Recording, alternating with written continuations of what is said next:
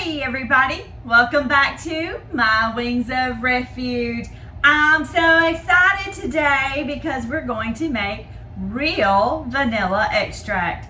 How many times have you gone to the grocery store and looked for vanilla extract when you look at the ingredients only to find extra added ingredients such as sugars and preservatives and things you may not even be able to pronounce?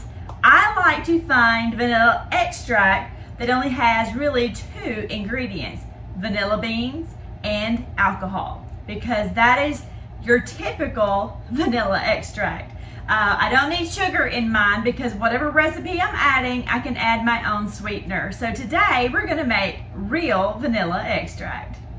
I have been going to Amazon and looking on there to try to find it, and I can find it. It's a little harder. You really have to kind of search for it, but once you find it, you'll also find there's a big price to pay with it, right? So instead of doing that, I would rather make it at home when I know exactly the vanilla that's going in it, the vanilla beans, and I can also choose my alcohol or the liquor that goes in it as well. And then I can age it right here, and it usually only takes about 2 months, but the longer it sits, the better it is. And so what a perfect time right now to get it and start making everything now to make sure you have plenty for holiday baking. Let's get started. I got some crazy footage of a snake this week, and so if you want to keep watching, I'll show you. So, what you're going to need for this recipe is a package of vanilla beans. And then you're also going to need alcohol, liquor. And so you can use rum or vodka. Now, I typically keep vodka like this on hand because I use it for cleaning supplies and to make all my homemade cleaners. Not all of them, but a lot of my homemade cleaners. So this is actually one of the cheapest ones you can find on the market. It's usually about $5, and it's a lot, and it lasts me a very long time. This is a vodka. Vodka is usually comes from corn, which is genetically modified often, and it's highly pesticided, and so you may or may not want to drink this. So just think of this, that when you're making your vanilla, you're going to want to add an alcohol or liquor that you don't mind ingesting. Now you may say, hey, I use a teaspoon or a tablespoon at a time. I don't mind that because maybe you don't use it very often. Then this is definitely your cheap way to go. This will have no flavor. So if you're looking just strictly for the vanilla flavor, no robust or encouraging flavors, then this will be the way to go for you. Now, if you want to have a little extra added flavor, you can choose a rum. Really, any rum will do. This here is a spiced rum, and it's in a glass bottle. I like glass if you're going to keep it in this bottle. So this would be rum, and it's going to add a little bit more flavor for you. It might cost a little bit more. I can't remember. This is probably more in your $10 range. But this makes a great vanilla extract. So now we've got what we need. I also like to have a glass brown bottle. And so, because I like to actually pour mine in a bottle like this to store it. And it stores very well because when we make this, you're going to want to store it in a cool, dark place. And you're going to want to be able to shake it. So you want a good fitting lid so that you can stir it up when needed. So we have here our vanilla beans. And what we're going to do is you're going to need about 5 vanilla beans per 8 ounces. And so I'm going to use these 15 beans here for my 750 milliliter bottle. And you're going to want to cut these open.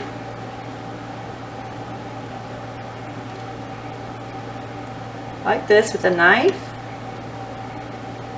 So that you can peel this open to access the beautiful beans.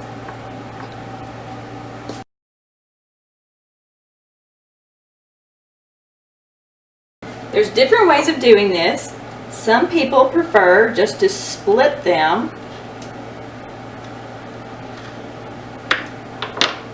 Which I like to open them up to make sure you have good access to all the little beans inside, all the way down to the tip.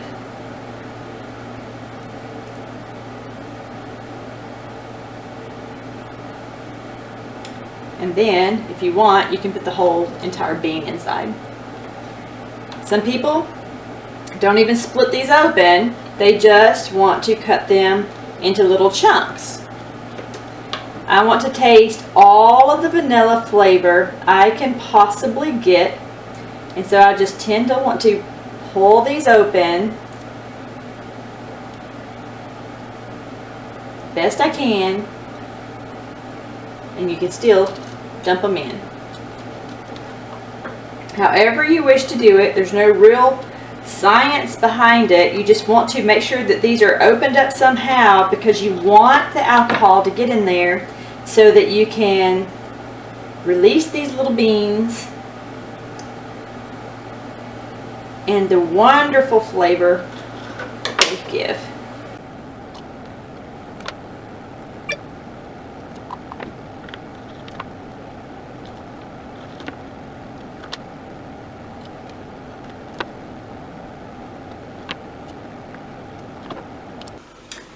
So now we have all of those gorgeous beans right here in our dark jar, and we're ready to pour in our liquor. We're going with the rum, and we're just going to make sure we rinse any of those little vanilla beans out of there as we can.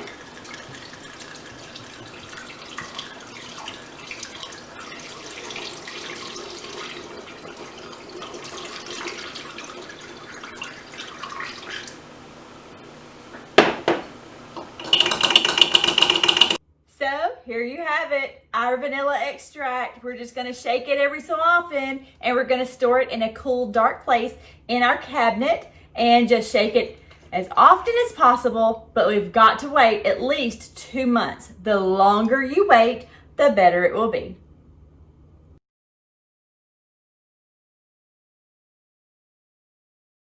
I hope you enjoyed today's video. If you did, please give us a thumbs up, and please subscribe. You just never know what's going to happen here on the Dykstra Homestead.